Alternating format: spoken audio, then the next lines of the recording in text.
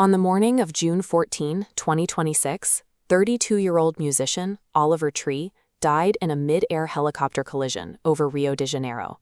But when the news broke, the internet's first reaction wasn't mourning, it was skepticism. Millions of fans assumed the death was just another elaborate digital stunt. That disbelief fueled a viral conspiracy on X. A doctored video surfaced, falsely claiming that his former label, Atlantic Records, had threatened him to watch his back after he left the company. The real video told a different story. It showed valid frustrations over a canceled album and poor marketing support, but it contained no threats and no warnings. The scale of this reaction, believing a real tragedy was a prank and a fake conspiracy was real, perfectly captures the chaotic, post-truth world Oliver Tree spent a decade building.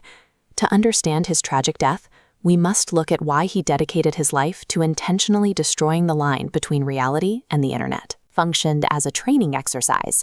He wanted to condition his audience to distrust their own eyes. Long before the viral hits, Oliver Tree was studying at the California Institute of the Arts.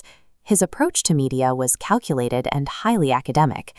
This chart illustrates the core logic of his senior thesis, titled How to Turn Yourself into a Meme. He realized that in the modern attention economy, pure spectacle will always outpace sincerity.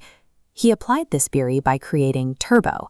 This garish, bowl-cut JNCO-wearing caricature was a method-acted persona engineered specifically to game the internet's algorithms.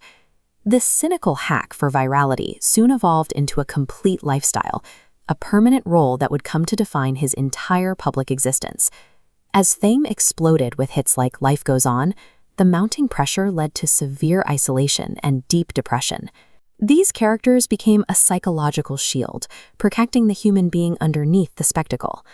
During his Cowboy Tears era, he retreated to a physical ranch to process a devastating real-life heartbreak.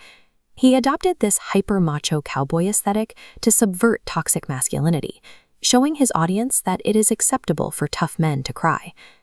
He followed this with the Alone in a Crowd era, where he created Cornelius Cummings to explicitly explore the severe alienation and loneliness brought on by internet toxicity. These characters functioned as Trojan horses, absurd on the outside, but designed to smuggle deeply personal emotional confessions onto the timelines of millions. Tree coined a term for this, the Unibrow Philosophy. It was the intentional blending of highbrow emotional truth with lowbrow internet meme culture.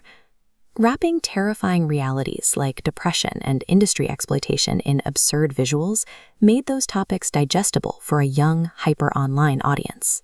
These digital stunts were the ultimate lowbrow tools he used to maintain highbrow control over the narrative of his own life. In early 2026, he left the major label system to independently release his final album, Love You Madly, Hate You Badly.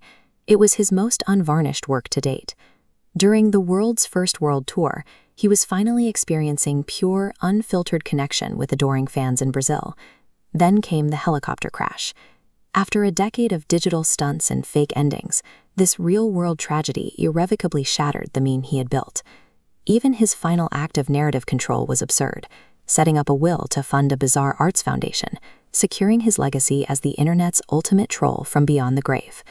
Beneath the memes, Oliver Tree was a filmmaker and songwriter who used his platform to explore the messy, uncomfortable traits he called our ugly side. He proved that behind every viral stunt is a real human being, and that even in a digital crowd of millions, it is profoundly necessary to cry.